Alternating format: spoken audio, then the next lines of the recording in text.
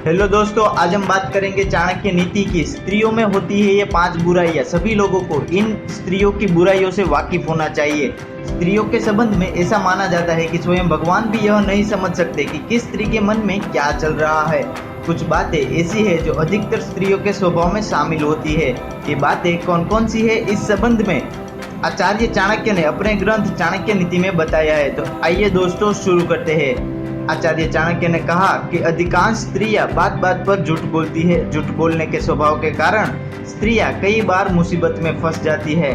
दूसरी बात उन्होंने बताई है, आचार्य कहते हैं स्त्रियों का स्वभाव ऐसा होता है कि अचानक कुछ भी काम कर बैठती है।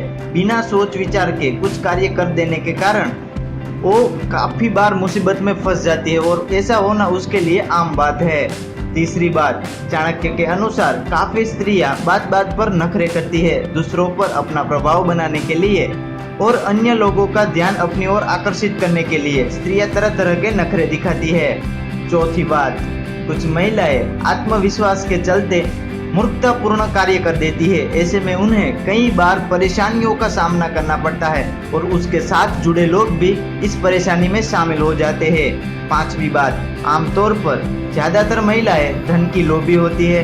उन्हें धन और स्वर्ण के लिए खास लगाव होता है। धन लालच में कुछ स्त्रियां सही गलत का भेद भूल जाती है।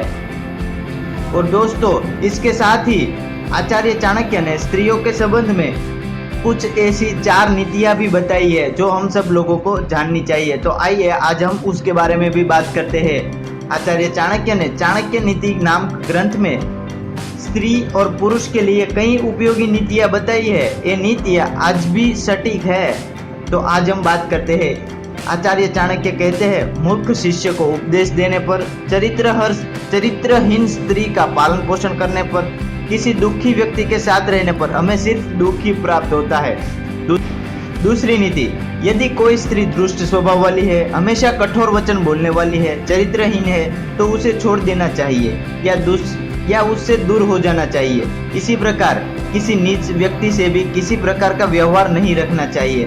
जो नौकर अपने मालिक का आदेश नहीं मानता हो, उसे कार्य से मुक्त कर देना चाहिए। और जिस घर के आसपास सांप रहता हो, वहां नहीं रहना चाहिए। जो भी व्यक्ति इन बातों का पालन नहीं करता, उसे मृत्यु के समान कष्ट भोगने पड़ते हैं।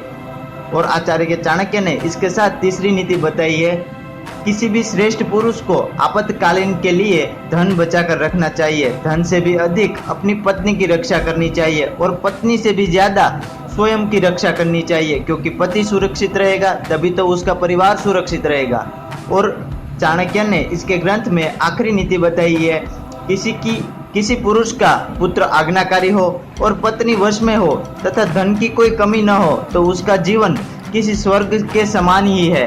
तो दोस्तों, आचार्य चाणक्य ने चाणक्य नीति में स्त्री के लिए कुछ बुराइयां होती है, वो क्या बुराइयां है जिसे हमें बचकर रहना चाहिए, और क्या है स्त्री के जुड़े रहस्य, इसके बारे में बात की है। तो आशा करता हूँ ये वीडियो आपको पसंद आया होगा। तो लाइक कीजिए, शेयर कीजिए और इस चैनल को सब्सक्राइब करना मत भूलिए। तो मिलते हैं दोस्तों अगले एपिसोड में। थैंक यू, जय Hind, keep watching, keep learning.